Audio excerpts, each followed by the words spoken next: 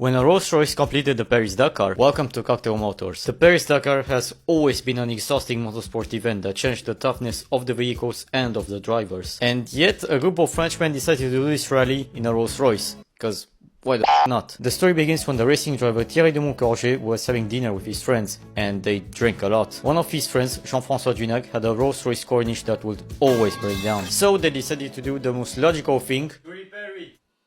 No, to race it in the Paris-Dakar, or as they said, to kill it in the desert. It's exactly one of these moments when someone in a friend group says a fucked up idea, everyone laughs, but then they really think about it. They had to be quick since the 1981 edition of this rally will start in 3 months. That's why Thierry has the help of Michel Moukrequi, a mechanic specialized in V8 engines. The price of such a crazy project will be very high, but Thierry very easily got a sponsorship with Dior, who wanted to promote their new perfume Jules. Jules is a playboy, and 2 Frenchmen going on such an adventure was the perfect advertisement. Now that our little group got the money, they started to work, and they didn't do things by half rounds. 20 hours of work per day.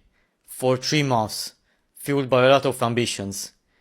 And maybe some substances. And this was the end result. A Rolls-Royce with the chassis of a Toyota BJ45, a 5.7 liter 350 horsepower Chevrolet V8, a Toyota gearbox, Alpine bucket seats, a fiberglass bodywork, and finally, aluminium hood and doors. I will let you imagine Rolls-Royce's reaction.